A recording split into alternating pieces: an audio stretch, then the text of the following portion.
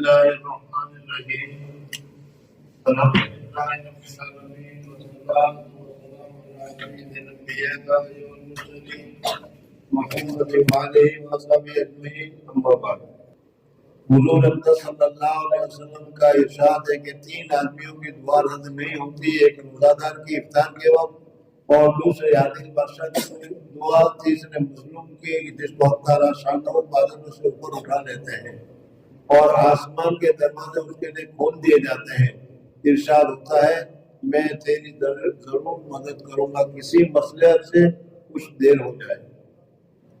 ایک روایت میں کہ اللہ شان میں عرش کے اٹھانے والے فرشتوں کو حکم فرما دیتے ہیں کہ اپنی اپنی عبادت چھوڑ دو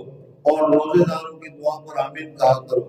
بہت سے روایت سے رمضان کی دعا کا خصوصیت سے قبول ہونا معلوم ہوتا ہے، اور یہ بے تردد بات ہے کہ جب اللہ کا وعدہ ہے اور سچے رسول کا نقل کیا ہوا ہے تو اس کا پورا ہونے میں کچھ تردد نہیں، لیکن اس کے بعد بھی بعض لوگ کسی گھر سے دعا کرتے ہیں مگر وہ کام نہیں ہوتا، اس سے یہ نہیں سمجھ لینا چاہیے کہ وہ دعا قبول نہیں ہوئی، بلکہ دعا قبول ہونے کے معنی سمجھ لینے چاہیے۔ حضرت شیخ نوار اللہ مرکزو فرماتے ہیں کہ دیکھو روزے دار جب دعا کرتا ہے تو اللہ تعالیٰ اس کی دعا کو قبول کرتے ہیں۔ ان کے علاوہ بھی اللہ تبارک و تعالیٰ نے قرآن پاک میں فرمایا ہے کہ ادعونی استجب لکم، مجھ سے مانگو میں تمہاری مانگ کو پورا کروں گا، تمہاری بات کو میں قبول کروں گا، اس میں بھی بتایا گیا ہے۔ اور تیسرا ہے کہ اللہ تبارک و تعالیٰ جیسے رحیم اور کریم ذات جب اسے مانگا جاتا ہے تو وہ کسی کو خالی ہاتھ واپس نہیں کرتا۔ اس وجہ سے جب ہم دعا کرتے ہیں تو دعا کے قبول ہونے کی 100% گارنٹی ہوتی ہے۔ اس وجہ سے جتنی زیادہ گارنٹی زیادہ ہو اتنا ہی زیادہ ہمیں یقین ہونا چاہیے کہ ہم جو دعا کر رہے ہیں کہ وہ دعا قبول ہو جاتی ہے۔ لیکن بعض مرتبہ لوگ اشکال کرتے ہیں کہ ہم ایک دعا کرتے ہیں اور وہ دعا قبول نہیں ہوتی، اور اس سے یہ سمجھتے ہیں کہ دعا قبول نہیں ہوتی۔ تو حضرت شیخ نور اللہ مرکزو فرماتے ہیں کہ دعا کے قبول ہونے کا اللہ تعالیٰ نے کہا کہ تم دعا کرو میں تمہاری دعا قبول کر لوں گا، یا روزہ دار کی دعا قبول ہوتی ہے، تو ان قبول ہونے کا معنی کیا ہے، ان قبول ہونے کا مطلب کیا ہے، پہلے یہ سمجھ لینا چاہیے۔ اگر ہم نے یہ معنی اور مطلب سمجھ لیا تو پھر کسی قسم کا کوئی اشکال وغیرہ نہیں ہوگا اور بات ہماری سمجھ میں آ جائے گی۔ اللہ جل جلالہ و من والہ جب اس سے ہم کوئی چیز مانگتے ہیں، بلکہ اس کو اس طریقے سے سمجھو کہ ایک چھوٹا بچہ ہے، وہ اپنے ماں سے وہ اپنے باپ سے کسی چیز کا مطالبہ کرتا ہے کہ مجھے سویٹ چاہیے یا مجھے آئس کریم چاہیے یا کوئی مطالبہ کرتا ہے۔ اب ماں یا باپ جو ہے وہ اس کی بات کو مان لیتے ہیں، قبول کرتے ہیں، اس کا پیارا بچہ ہے، محبوب بچہ ہے، لیکن وہ جانتے ہیں کہ اگر اس کو اس وقت آئس کریم کھلائی گئی یا اس وقت اس کو سویٹ کھلائی گئی تو اس کی طبیعت خراب ہو جائے گی، اس وجہ سے وہ جو مانگ رہا ہے وہ نہیں دے رہے، اس کی جگہ پر کوئی دوسری چیز دے رہے ہیں جو اس کے لیے مفید ہے۔ تو اب یہاں پر بچے نے مانگا اور باپ نے یا ماں نے دیا، لیکن جو مانگا وہ نہیں دیا بلکہ اس کے علاوہ اسے اچھی چیز دی، تو یہ بھی مانگنے کا مانگ رہے کہ ماننے کا ہو جائے گا، قبول نہیں تھے کہ ماننے کا ہو جائے گا۔ تو حضرت شیخ نور اللہ مرکزو فرماتے ہیں کہ بعض مرتبہ ہم کسی خاص چیز کو نظر کر کے خاص چیز کو پوائنٹ کر کے اللہ تبارک و تعالیٰ سے مانگتے ہیں، اور وہ چیز ہمارے لیے کسی وجہ سے مناسب نہیں ہوتی، ہمیں نہیں معلوم ہوتا۔ بچہ جو ہے وہ تو سویٹ مانگتا ہے، لیکن اسے یہ نہیں معلوم کہ سویٹ کی مضر نقصان دینے کی طاقت کتنی ہے اور کتنا نقصان ہوگا، وہ ماں سمجھتی ہے۔ تو اسی طریقے سے ہم جس چیز کی دعا کر رہے ہیں، اگر وہی دعا اللہ تبارک و تعالیٰ قبول کر لے اور قبول کرنے کے بعد جو مانگا تھا وہی اگر دے دے تو پھر ہمارا دماغ خراب ہو جائے گا اور ہماری حالات خراب ہو جائے گی، ہماری تندرستی خراب ہو جائے گی۔ اس وجہ سے اللہ تبارک و تعالیٰ جو تم مانگتے ہو وہ نہیں دیتے، بلکہ جو تم مانگتے ہو وہ دی جائے گی تو تمہاری طبیعت خراب ہو جائے گی. اس وجہ سے اللہ تبارک و تعالیٰ اس سے اچھی چیز دیتے ہیں. اور بہت ساری اس کی مثالیں ہیں. مثلا آج کل عام مدن لوگوں کے منہ پر چڑھا ہوا ہوتا ہے کہ بھائی 56 کروڑ کی چوتھائی اللہ تعالیٰ دے دے. چھپڑ پھاڑ کر اللہ تعالیٰ 56 کروڑ کی چوتھائی دے دے. اگر کسی آدمی کے پاس کہ جس نے 100 روپے نہ دیکھے ہوں، 1000 روپے نہ دیکھا ہو، ایسے آدمی کے پاس 1 کروڑ روپے کی 56 کروڑ تو دور کی بات رہی، 1 کروڑ کی کرنسی اس کے پاس آ جائے گی تو اس کرنسی کو دیکھ کر اس کا دماغ خراب ہو جائے گا، وہ گنڈا ہو جائے گا، پاگل ہو جائے گا. اتنی زیادہ اس کو مسرت حاصل ہو جائے گی، اتنی زیادہ خوشی حاصل ہوگی. تو ایسے وقت پر اگر اس کو پیسے ہی دے دیے تو اس کا دماغ خراب ہو جائے گا. اور اس پیسے کی جگہ پر کوئی فلیٹ دے دیا، ظاہر بات ہے کہ فلیٹ میں اس سے جتنے پیسے تھے اس سے کئی گنا، لاکھ کروڑ گنا زیادہ پیسے اس میں خرچ کیے جاتے ہیں. لیکن اگر اس کو کیا ہے مکان دے دیا، اس کو کوئی جگہ دے دی تو پھر اس صورت میں اس میں پاگل پن نہیں آئے گا. لیکن پھر وہی کہا گا کہ میں نے تو مانگا تھا 1 لاکھ روپے، مجھے تو ملے ہی نہیں. ارے 1 لاکھ نہیں، تجھے تو 15 لاکھ کی کیا فلیٹ مل گیا. لیکن تو اس طریقے سے حضرت شیخ نور اللہ کا جو فرماتے ہیں کہ اب اس دعا کے سلسلے میں کیا ہونا چاہیے، انہیں کیا کرنا چاہیے. پہلے تو ایک بات یاد رکھ لو کہ اللہ جل جلالہ و من والوں کے لیے ہمارا یہ مطالبہ کرنا یا یہ کہنا کہ اللہ تعالیٰ نے ہماری دعا قبول نہیں کی یا اللہ ہماری دعا قبول نہیں کرتا، یہ صحیح ہی نہیں. اللہ کو ہمارے ساتھ کوئی دشمنی نہیں، بلکہ اللہ تبارک و تعالیٰ کو تو ہمارے ساتھ بہت زیادہ محبت ہے. اس وجہ سے یہ کہنا کہ اللہ ہماری دعا قبول نہیں کرتا یہ نہیں. ہاں، جب آدمی یہ کہتا ہے کہ اللہ میری دعا قبول نہیں کرتا تو پھر اس وقت اللہ تبارک و تعالیٰ اس کی دعا قبول نہیں کرتا. گزشتہ کل بتایا تھا کہ انا عند ظن عبدی بی، یعنی میرا بندہ مجھ سے جیسا گمان رکھتا ہے، میرا بندہ میرے متعلق جو خیال کرتا ہے میں اس کے ساتھ ویسا ہی معاملہ کرتا ہوں. تو جب ہم اللہ تبارک و تعالیٰ کے متعلق یہ خیال کریں گے وہ دعا قبول نہیں کرتا تو اللہ تبارک و تعالیٰ فرماتے ہیں کہ ٹھیک ہے میں تجھے تیری دعا قبول نہیں کرتا. اس وجہ سے دعا کرنی چاہیے، اور دعا اس کے بھی آداب ہے، اس کے بھی شروط ہے. اگر دعا شرطوں کے مطابق کی جائے، دعا آداب کے مطابق کی جائے تو اللہ جل جلالہ و من والہ اس کو ضرور پورا کرتے ہیں. لیکن حضرت شیخ فرماتے ہیں کہ دعا قبول ہونے کا معنی کیا ہے، تو اس کے متعلق ایک دوسری حدیث ہے. اس دوسری حدیث میں آتا ہے کہ اللہ جل جلالہ و من والہ قیامت کے دن ایک آدمی کو اپنے پاس بلائے گا اور اللہ جل جلالہ و من والہ اس کی شان کے مطابق جیسے بھی کیا ہے بردباری کی چادر ہوگی اللہ جل جلالہ اس کو ڈال دے گا. اب یہاں پر اللہ جل جلالہ اور اس بندے کے علاوہ دوسرا کوئی نہیں، کوئی قریب سے قریب فرشتہ بھی نہیں. اس کو حدیث کی اصطلاح میں حدیث مناجات سے تعبیر کیا جاتا ہے، بات چیت والی حدیث. اب اس میں اللہ جل جلالہ و من والہ آپ سے بات کریں گے اور اللہ تبارک و تعالیٰ کہیں گے اے میرے بندے میں نے تجھ پر اتنا انعام دیا، اتنا اکرام کیا، یہ کیا یہ کیا یہ کیا یہ کیا یہ کیا، لیکن تو نے یہ گناہ کیا، یہ گناہ کیا، یہ گناہ کیا، یہ گناہ کیا. اللہ جل جلالہ و من والہ ہمارے گناہ گنائیں گے، چھوٹے چھوٹے گناہ گنائیں گے اور ہم اس چھوٹے گناہ کو گن کر ہم کہیں گے کہ یا اللہ غلطی ہو گئی غلطی ہو گئی غلطی ہو گئی. ہاں اقرار کریں گے کہ ہاں گناہ ہم نے کیے. بزرگوں اور دوستوں، حدیث میں یہ جو واقعہ بیان کیا گیا ہے عام ہے، لیکن یہ ہمارے ساتھ بھی پیش آ سکتا ہے. اللہ تبارک و تعالیٰ ہمارے ساتھ بھی معاملہ پیش کر سکتے ہیں. تو اللہ تبارک و تعالیٰ کہیں گے کہ بندے تو نے یہ گناہ کیا تھا، یہ گناہ کیا تھا، یہ گناہ کیا تھا، یہ گناہ کیا تھا۔ اب یہ آدمی جو ہوگا وہ اس کو تو معلوم ہے کہ میرے کتنے گناہ ہیں، اب اس میں سے وہ چھوٹے چھوٹے گناہ کو دیکھ کر قبول بھی کر رہا ہے کہ ہاں بالکل میں نے گناہ کیا ہے، لیکن ڈر بھی رہا ہے کہ یہ تو ابھی چھوٹے چھوٹے گناہ ہیں،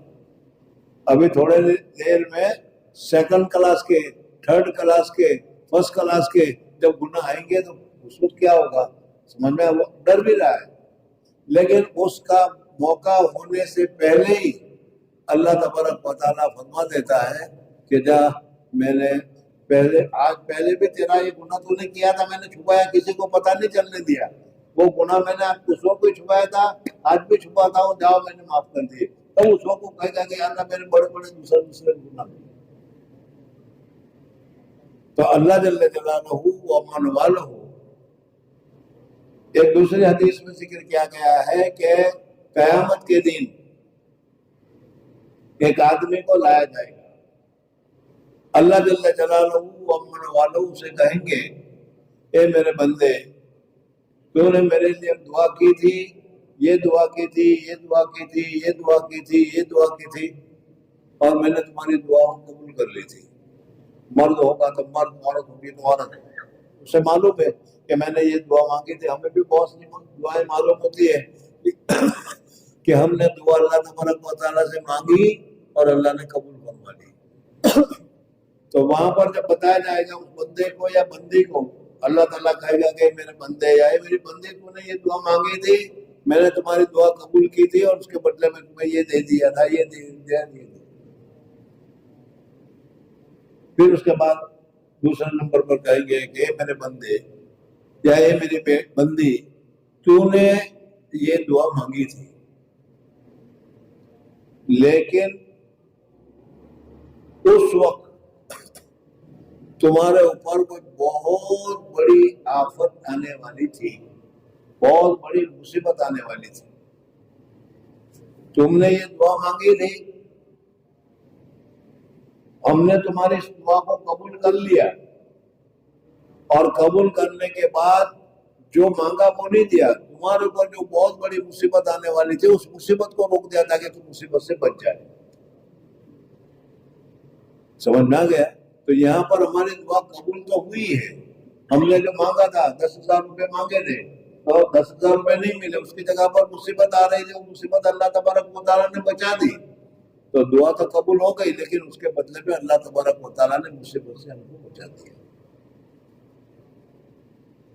پھر اس کے بعد اللہ تبارک و تعالیٰ کہیں گے کہ میرے بندے، تو نے یہ دعا مانگی تھی، یہ دعا مانگی تھی، یہ دعا مانگی تھی، یہ دعا مانگی تھی، اور دنیا میں تجھے پتہ نہیں چلا کہ تیری دعا قبول ہوئی کہ نہیں ہوئی۔ بہت ساری دعا ہم مانگتے ہیں، روزہ کے ساتھ ہے، حرم شریف میں مانگتے ہیں، وہ حجر اسود کے پاس مانگتے ہیں، اور بہت معتبر جگہ پر ہم مانگتے ہیں، سارے تقاضے پورے کرتے ہیں دعا کی قبولیت کی، لیکن جو مانگتے ہیں وہ ہمیں نہیں ملتا، تو جس سے ہم یہ کہتے ہیں کہ ہماری دعا قبول نہیں ہوئی، لیکن یہ بات نہیں ہے۔ اللہ جل جلالہ ومن والہ فرماتے ہیں، یاد رکھنا غور سے حدیث میں، کہ اللہ جل جلالہ کا کہ میرے بندے، مرد ہوگا تو مرد، عورت ہوگی تو عورت، میرے بندے تو نے یہ دعا مانگی تھی، تیری دعا ہم نے قبول کر لی تھی، لیکن اس کا اثر ہم نے ظاہر نہیں ہونے دیا، بلکہ تمہاری دعا کو قبول کر کے ہم نے سٹاک میں رکھ لیا تھا، اور وہ آج ہمارے پاس سٹاک میں موجود ہے۔ تمہاری دعا ہم نے قبول کر لی تھی، قبول کر کے ہم نے اس کو سٹاک میں رکھ رکھا تھا، اور وہ آج ہمارے پاس ہے، اور آج اس دعا کے بدلے تجھے یہ جنت کی نعمتیں تمہیں دی جائیں گی، اور پھر اللہ تعالیٰ جنت کی نعمتیں اس دعا کے بدلے میں دیں گے۔ تو دعا تو قبول ہو گئی، لیکن اس کا بدلہ نہیں، اس کو بدلہ ہم نے رکھ رکھا ہے۔ بزرگوں اور دوستوں، اس حدیث میں سمجھنے کی جو بات ہے وہ یہ ہے کہ دنیا میں کوہی نور سے بھی بڑا کوئی اچھا سے اچھا ہیرا مل جائے، لیکن فائدہ کیا؟ فائدہ کیا؟ اس کوہی نور کی وجہ سے کتنے ہمارے دشمن ہو جائیں گے، یا اس کوہی نور کو یہیں چھوڑ کر ہمیں جانا پڑے گا، موت آ گئی تو یہیں چھوڑ کر جانا پڑے گا، اور اگر کوہی نور کی چوری ہو گئی تو ہمیں افسوس ہی افسوس ملے گا، کون سا فائدہ ہوگا اس میں؟ تو جو دعا ہم نے کی ہے کہ یا اللہ بہترین 4 منزلہ کا مکان دے دے، یا اللہ بہترین BMW دے دے، یا اللہ بہترین فون دے دے، یہ سب ہم دعا مانگتے ہیں، اللہ تبارک و تعالیٰ اس دعا کو بھی قبول کرتے ہیں، لیکن اگر جو مانگا ہے وہی دے دیا تو پھر کنٹرول میں نہیں رہے گا یہ، اس لیے اللہ تبارک و تعالیٰ جو مانگا وہ نہیں دیتے، اس کو محفوظ فرما لیتے ہیں۔ اب اگر دنیا میں جو مانگا ہوا ہے مل گیا تو اس کی صورت ابھی میں نے بتائی کوہی نور کے واقعے کے ساتھ، کہ یا تو چوری ہو جائے گا یا تو پھر تمہارے اوپر لوگ دشمن ہو جائیں گے وغیرہ، لیکن اگر یہ نعمت اللہ جل جلالہ و من والوں دنیا میں نہ دے اور آخرت میں اللہ تبارک و تعالیٰ اس کا بدلہ دے تو وہ نعمت کتنی اچھی ہوگی، کتنی بہتر ہوگی، اور آخرت میں کتنا کام آئے گی اور کتنا اچھا استعمال کے کام آئے گی۔ تو حدیث میں آتا ہے کہ اللہ جل جلالہ بندے سے کہیں گے کہ تو نے دعا کی تھی، تیری دعا میں نے قبول کی تھی، لیکن تجھے اس کا کچھ اثر معلوم نہیں ہوا تھا، وہ دعا میں نے اسٹاک میں رکھ رکھی تھی، محفوظ کر رکھی تھی، اس وقت میں تمہیں بدلہ دے رہا ہوں اس دعا کے بدلے جو تم نے کی تھی، تم کو یہ دیا جا رہا ہے، یہ دیا جا رہا ہے، یہ دیا جا رہا ہے۔ حدیث پاک میں آتا ہے کہ اس وقت بندہ دل میں یہ خیال کرے گا کہ کاش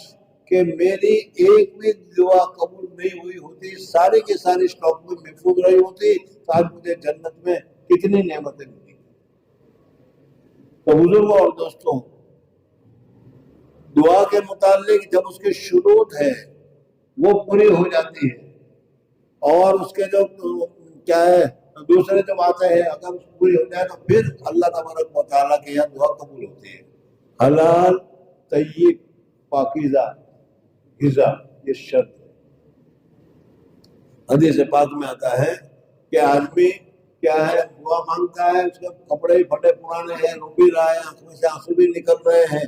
لیکن مأکلہ حرام مشربہ حرام، کھانا اس کا حرام، پینا اس کا حرام، کپڑے اس کے حرام، فائی نہیں اس کو جی وہ بس کیسے قبول کی جائے گی؟ اس لیے حرام چاہے وہ رشوت ہو، حرام چاہے وہ ذبح شدہ نہ ہو، حرام جو منع ہے، ایسے جانور کو ایسی چیزوں کو کھانے سے دعا قبول نہیں ہوتی، اس وجہ سے حرام چیزوں سے احتراز کی ضرورت ہے۔ حضرت شیخ نور مرقدم نے یہاں نہیں، اسی فضائل کی کتاب میں ایک جگہ پر ایک قصہ لکھا ہے۔ ملک شام میں عابدین کے جماعت تھی، عبادت کرنے والوں کی، جب بھی کوئی حاکم ظالم آ جاتا اور ان کے اوپر ظلم کرنے لگتا تو یہ لوگ اس عابدین، اس عبادت گزار متقی پرہیزگار لوگوں کی خدمت میں جاتے اور جا کر درخواست کرتے کہ حضرت بہت بڑا ظالم بادشاہ آ گیا ہے، بہت بڑا ظالم کیا پولیس دیش بھی آ گیا ہے، اس قسم کی چیزیں، اس لیے حضرت دعا کر دیجیے کہ اللہ تعالیٰ اس کا تبادلہ کر دے۔ اب ادھر یہ دعا کر دیتے تھے اور دعا کرنے کے ساتھ اللہ تبارک و تعالیٰ تبادلہ بھی کر دیا کرتا تھا، اس لیے کہ یہ مستجاب الدعوات حضرات تھے۔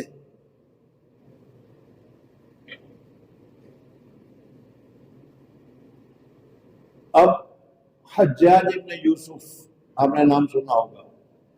اس امت کا سب سے بڑا ظالم آدمی ہے، اس کا نام ہے حجاج ابن یوسف۔ 10,000 صحابہ کو اس نے قتل کیا ہے۔ اتنا بڑا ظالم ہے یہ۔ جب حاکم بن کر آیا تو بڑا چالاک تھا، اسے معلوم تھا کہ یہاں علماء کی ایک جماعت ہے، بزرگوں کی ایک جماعت ہے، اور وہ بزرگوں کی جماعت دعا کر دیتی ہے تو معاملہ صاف ہو جاتا ہے۔ تو اس نے اس جماع کے علماء کو، میں یہاں پر حاکم بن کر آیا ہوں، میں یہاں پر حاکم بن کر آیا ہوں، اس وجہ سے آج شام کو عصرانہ کی آپ کی دعوت ہے، اور آپ حضرات کی دعوت ہے، دعوت میں سب کو بلا لیا۔ اب مولانا صاحب تو دعوت کے متلاشی ہوتے ہیں، اور مل گئے دعوت میں، سارے کے سارے پہنچ گئے۔ حجاج ابن یوسف نے شاندار زوردار دعوت کھلائی، کباب بھی اور شامی کباب بھی اور پتہ نہیں کیا کیا بھی۔ اور جب سب دعوت کھا چکا تو کھلانے کے بعد اب وہ کہتا ہے مشائخین کو، علماء کو، اکابرین کو، بزرگان دین کو، جن کو دعوت کی، کہ اب تم جتنی چاہے دعا کر لو، تمہاری دعا سے میں محفوظ ہو گیا، تمہاری دعا میرے حق میں قبول ہونے والی نہیں ہے۔ کیوں؟ اس لیے کہ میں نے حرام کھانا کھلا دیا، میں نے حرام کا کھانا کھلا دیا، اور تم نے خود دوست سے کھا لیا مجھے سے، اور حرام کھانے کے بعد دعا اللہ تعالیٰ قبول نہیں فرماتے۔ تو بزرگوں اور دوستوں، ہمارا کھانا پینا پہننا کپڑا سب ناجائز ہے، حرام ہے، اور پھر ہم کہتے ہیں کہ ہماری دعا قبول ہو۔ اگر تم نے کھانے کا اہتمام کیا ہے، حلال رزق کھایا ہے، حرام کو نہیں کھایا ہے، اور کیا ہے وضو کیا ہے، قبلے کی طرف منہ کر کے اللہ تبارک و تعالیٰ کے ساتھ لو لگائی ہے، اور لو لگا کر تم نے دعا کی ہے، تو ساری شرطیں پائی گئی، ساری چیزیں پائی گئی۔ اس وجہ سے ایسی دعا رد نہیں ہوتی، ضرور قبول ہوتی ہے۔ اس وجہ سے اگر ہمیں جو مانگ رہا ہے وہ نہیں مل رہا تو اس سے ایسا مت سمجھو کہ مل نہیں رہا، ہمارے لیے بہتر نہیں ہے، اس وجہ سے اللہ جل جلالہ وہ نہیں دے رہے، دوسری چیز دے رہے۔ تو اس وجہ سے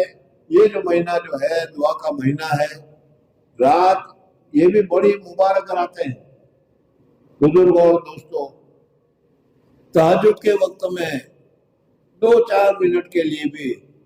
دل سے اللہ تبارک و تعالیٰ کے سامنے مانگ لو، یا اللہ مغفرت فرما دے، یا اللہ جنت عطا فرما دے۔ بزرگوں اور دوستوں، ایسا مبارک وقت ہوتا ہے کہ جو مانگو اللہ تبارک و تعالیٰ عطا فرما دیتے ہیں، لیکن ہم لوگ سستی کرتے ہیں۔ نبی کریم صلی اللہ علیہ وسلم کا ارشاد ہے، جب مسلمان دعا کرتا ہے بشرطے کہ قطع رحمی یا کسی گناہ کی دعا نہ کرے۔ قطع رحمی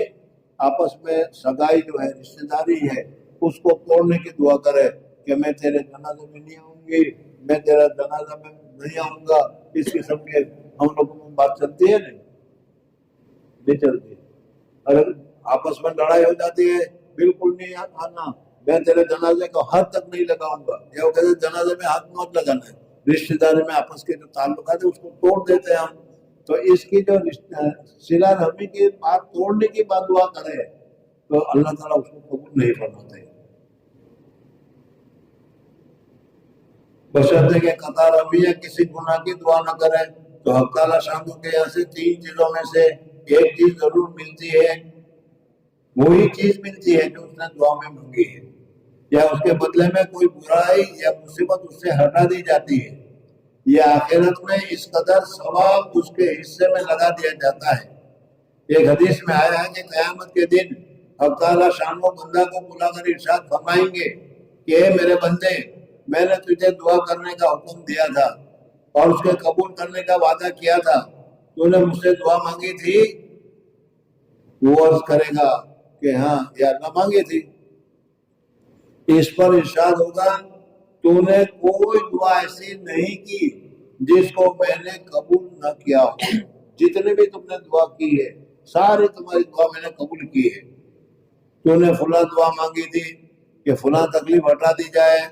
میں نے اس کو دنیا میں پورا کر دیا تھا، فلاں غم سے دفع ہونے کے لیے دعا کی تھی، مگر اس کا اثر کچھ مجھے معلوم نہیں ہوا، میں نے اس کے بدلے میں فلاں اجر اور ثواب تیرے لیے متعین کیا۔ حضور اکرم صلی اللہ علیہ وسلم ارشاد فرماتے ہیں کہ اس کو ہر دعا یاد کرائی جائے گی، اور اس کو دنیا میں پورا ہونا یا آخرت میں اس کا بدلہ بتلایا جائے گا۔ اس اجر اور ثواب کی کثرت کو دیکھ کر وہ بندہ اس کی تمنا کرے گا کہ کاش دنیا میں اپنی کوئی بھی دعا پوری نہ ہوئی ہوتی کہ یہاں اس کا اس قدر اجر ملتا ہے۔ اس لیے جب جنت میں جو بدلہ ملے گا تو جنت کے نعمت کا تو فنا ہے ہی نہیں۔ میں نے ابھی مثال بتائی تھی کہ یہاں پر تمہیں کوہ نور مل گیا تو وہ تو چوری بھی ہو جائے گا، باغ ٹوٹ بھی جائے گا، خراب بھی ہو جائے گا، تم سے چھوٹ بھی جائے گا، یا تم اس کو چھوڑ بھی جاؤ گے، مر جاؤ گے یا چل جاؤ گے۔ اس لیے وہ نعمتیں تو پرماننٹ رہنے والی نہیں ہے۔ دنیا میں ہمیں جو بھی نعمت ملے گی وہ کبھی پرماننٹلی نہیں ہے، سب ٹیمپر والی ہے، تھوڑے دن رہے گی پھر ختم ہو جائے گی۔ اور آخرت میں جنت میں جو نعمت ملے گی وہ نعمت دائمی ہے، ہمیشہ کی ہے، پرماننٹلی ہے۔ اس وجہ سے جو بھی نعمت اور جو بھی بدلہ وہاں ملے گا وہ ہمیشہ کا ہوگا۔ اس وجہ سے وہ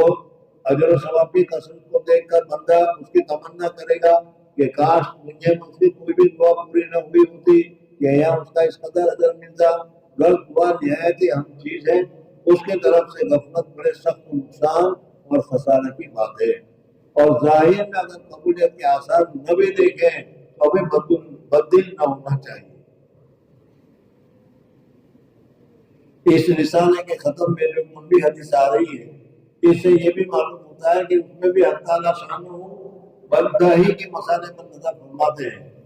اس کے لیے یہ چیز عطا فرمانا مصلحت ہوتا ہے تو مرحمت فرماتے ہیں، ورنہ نہیں۔ یہ بھی اللہ کا بڑا احسان ہے۔ ہم لوگ بسا اوقات اپنی نافہمی سے ایسی چیز مانگتے ہیں جو ہمارے لیے مناسب نہیں ہوتی۔ اس کے ساتھ دوسری ضروری اور اہم بات قابل لحاظ یہ ہے کہ بہت سے مرد اور عورتیں تو خاص طور سے اس مرد میں مبتلا ہے کہ بسا اوقات غصے اور رنج میں اولاد وغیرہ کو بددعا دے دیتے ہیں۔ حضرت شیخ نور اللہ مرقدو نے یہ بات بہت ہی اہم فرمائی ہے، اس کو غور کرو۔ مرد میں بھی ہوتے ہیں لیکن مردوں سے زیادہ یہ عادت عورتوں میں زیادہ ہوتی ہے۔ حضرت شیخ نور اللہ مرقدو فرماتے ہیں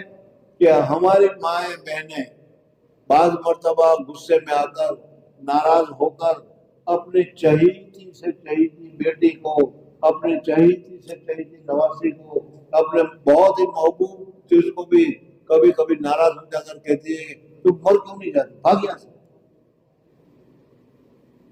اور صرف بچیوں کا نہیں، کبھی تو مرغیوں کو بھی، مرغیاں بار بار آتی ہے تو اس کو بھی غصے میں آ جاتے ہیں مرتے کیوں نہیں، یا اس قسم کے جملے ہماری عورتیں بولتی ہیں۔ تو حضرت شیخ نور اللہ مرقدو فرماتے ہیں کہ اللہ جل جلالہ و من والہ نے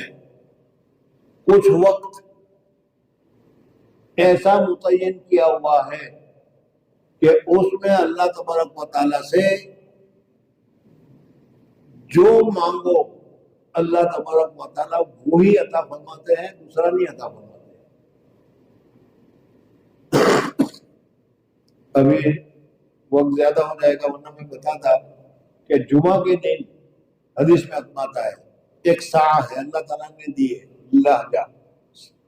تھوڑی دیر، منٹ، سیکنڈ، اس میں یہ ہے کہ جو مانگو اللہ تبارک و تعالیٰ سے، اللہ تبارک و تعالیٰ وہی دیتا ہے۔ یہاں جو ابھی بتلایا کہ وہ نقصان دے تو ان کو نہیں دیتا، دوسرا دیتا ہے، اسے اچھی چیز دیتی ہے نہ، وہی۔ حضرت شیخ نور اللہ مرقدو نے اس حدیث کو جب ہمیں سب بتایا تھا پڑھنے کے زمانے میں، تو حضرت نے بتایا کہ ایک بڑھیا کو یہ حدیث اس نے سن لی کہ اللہ تبارک و تعالیٰ سے جو مانگو وہی ملتا ہے، اور جمعہ کے دن وہ گھڑی آتی ہے، لیکن کب آتی ہے اس میں بہت اختلاف ہے۔ تو وہ جمعہ کے دن صبح سویرے ہی سے بہت بڑا پتھر، وزندار پتھر لے کر بیٹھ گئی اور ایک ہی وظیفہ بول رہی ہے، سونے کا کر دے، سونے کا کر دے، سونے کا کر دے، سونے کا کر دے، سونے کا کر دے، سونے کا کر دے۔ یعنی یہ پتھر جو ہے، یا اللہ اس پتھر کو تو سونے کا کر دے بس۔ صبح سے لگی ہوئی ہے، دعا کر رہی ہے، کرتی ہے کرتی ہے کرتی ہے، ظہر ہو گئی، ظہر کے بعد عصر کا وقت ہو گیا، عصر کی نماز بھی ہو گئی، سمجھ میں بولتے بولتے وہ تھک گئی، مغرب کا وقت بالکل قریب ہو رہا ہے اور اس کا وہ پتھر ابھی تک کا پتھر ہی پتھر ہے۔ وہ کہہ رہے کہ سونے کا کر دے، سونے کا کر دے، لیکن جب تھک گئی تو اس نے کہا کہ سونے کا نہیں کر دیتا ہے تو پھر لوہے کا کر دے، سونے کا نہیں کرتا تو پھر لوہے کا کر دے۔ اور وہی سیکنڈ، وہی منٹ، وہی قبولیت کی گھڑی کا آ گیا، فوراً پتھر لوہے کا۔ تو حضرت نے ہمیں یہ سنایا تھا۔ بہرحال کہنے کا مطلب یہ ہے کہ یہاں جو بتا رہے ہیں کہ ہمیں مردوں کو بھی اور عورتوں کو بھی اپنے زبان کے اوپر کنٹرول رکھنا چاہیے۔ ہم لوگ بہت غلط زبان استعمال کرتے ہیں، تو مرضی نہیں، مر جائے تو اچھا ہے، تو کب مرے گی، یا اس کے علاوہ مجھے تو یاد بھی نہیں رہا، آپ لوگوں کو کچھ یاد ہو تو بتاؤ، ورنہ گھر جائیں گے تو بتا ہی دیں گے۔ حضرت شاہد نور اللہ مرتضی فرماتے ہیں کہ یہ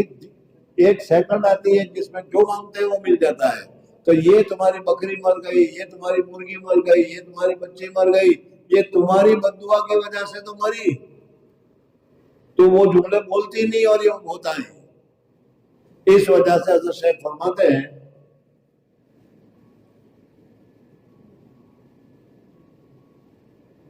اس کے ساتھ دوسری ضروری اور اہم بات قابل لحاظ یہ ہے کہ بہت سے مرد اور عورتیں تو خاص طور سے اس مرض میں مبتلا ہے کہ بسا اوقات غصے اور رنج میں اولاد وغیرہ کو بددعا دیتے ہیں۔